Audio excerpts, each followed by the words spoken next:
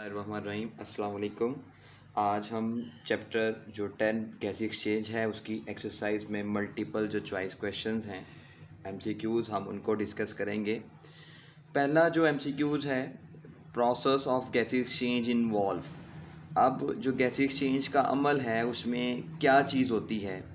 Gas exchange में हमने पहले भी पढ़ा है कि हमने पूरे चैप्टर में इसको डिस्कस किया है कि गैसेस का तबादला होता है। तो यहाँ पर लिविंग बायोलॉजी एक लिविंग ऑर्गेनिज़म के रिलेटेड है।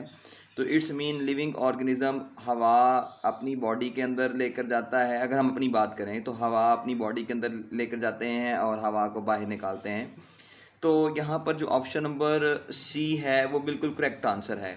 इसमें हम हवा को अपनी बॉडी के अंदर लेके जाते हैं, जिसके अंदर से ऑक्सीजन को हम लेते हैं और हमारी बॉडी इस्तेमाल करती है, ब्लड के अंदर जो शामिल हो जाते हैं, और कार्बन डाइऑक्साइड ब्लड से लंग्स और लंग्स से हम बाहर निकाल देते हैं। इसका ऑप्शन नंबर सी होगा। नेक्स्ट हमारे पास 2 वाला, most of the gas exchange in a leave occur through.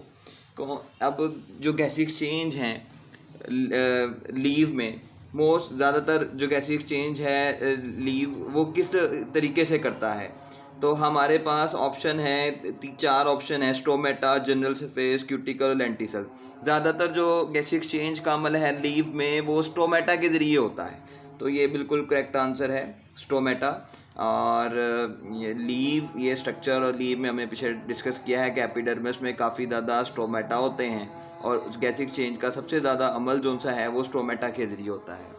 तीसरा हमारे पास एमसीक्यूज़ है, how many bronchi are there in the passageway. कितनी ब्रोनकाई होती हैं, हम प्लूरल को ब्रोनकाई बोलते हैं और सिंगुलर को ब्रोंकस बोलते हैं। एयर पैसेज वे में 1 होती है या 2 होती हैं या काफ़ी ज़्यादा होती हैं या कोई भी नहीं होती। तो हमने पीछे पढ़ा है कि जो ट्रैकिया है वो ट्रैकिया 1 से 2 में डिवाइड कर जाता है, यानी कि जो ट्रैकिया जिसे विंड पाइप बोलते हैं वो 1 से 2 में डिवाइड कर जाता है।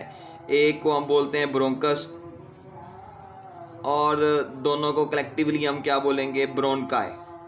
दोनों को कलेक्टिवली हम बोलेंगे ब्रोनकाई। तो ये कितनी ब्रोनकाई, मतलब जो ट्रैकिया है वो कितने में डिवाइड किया है, वो 2 में। तो ये करेक्ट ऑप्शन इज़ 2। आगे हमारे पास where does the gas exchange occur in human. Gas exchange का जो अमल है वो कहाँ पर होता है इंसानों के अंदर। फेरिंग्स की बात करें, ट्रैकिया की, ब्रोनकाई की या एल्वुलाई की, तो करेक्ट ऑप्शन जो सी है वो एल्वुलाई है। सिंगुलर को एल्वुलस बोलते हैं। हमने इसके बारे में भी पढ़ा हुआ है कि जो एल्वुलर डक्ट है वो बहुत ज़्यादा एल्वुलाई में डिवाइड कर जाता है, एल्वुलस में डिवाइड कर जाता है। और यहाँ पर इसके इर्द गिर्द ब्लड कैपिलरीज होती हैं और जो गैस एक्सचेंज का अमल है वो एल्वुलाई के ज़रिए होता है। तो इस वजह से जो करेक्ट ऑप्शन है वो हमारे पास एल्वुलाई है। हमारे पास जो 5 वाला है MCQs, which structure activity help in taking the air out of lungs. कहता है वो कौन सा स्ट्रक्चर है जो मदद करता है हवा को लंग्स से बाहर निकालने में। नेज़ल कैविटी में तो हवा अंदर से नॉस्ट्रिल से होती हुई नेज़ल कैविटी जो हिस्सा है उधर मूव करती है। इससे आगे ट्रैकिया, ब्रोनकस, ब्रोनकायोल और फिर डायफ्राम। डायफ्राम ने पढ़ा था कि ये एक मस्कुलर स्ट्रक्चर है जो कि डोम लाइक होता है और ये डोम लाइक जो स्ट्रक्चर है ये मदद करता है, जिसे डायफ्राम बोलते हैं। ये फ्लोर ऑफ द लंग्स होता है, ये मदद करता है हवा को अंदर दाखिल होने में और हवा को बाहर निकालने में। 6 वाला हमारे पास है कि जो primary chemical stimulus for breathing is the concentration of. अब कौन सा ऐसा अमल है जिसे ब्रीथिंग रेट डिपेंड करता है कि ब्रीथिंग रेट ज़्यादा होनी है या कम होनी है। जैसे अगर देखा जाए तो उन्होंने लिखा है कि हमारे पास option carbon dioxide in blood, oxygen in blood, carbon dioxide in muscles, oxygen in muscles. तो जो करेक्ट ऑप्शन है वो हमारे पास ए वाला है, कार्बन डाइऑक्साइड इन ब्लड। हमने पढ़ा है पीछे कि जब कार्बन डाइऑक्साइड ब्लड के अंदर ज़्यादा हो जाए तो वो स्टिमुलस देता है respiratory centre of the brain. जब respiratory centre of the brain signal जाएगा तो जो ब्रीथिंग रेट है वो इंक्रीज़ कर जाएगा। आगे हमारे पास है 7 वाला MCQs, point out the false statement about respiration. तो हम डायरेक्ट देख लेते हैं कि कौन सी ऐसी स्टेटमेंट है जो कि फॉल्स है रेस्पिरेशन के मुतालिक। Gases can easily pass through the wall of the alveoli.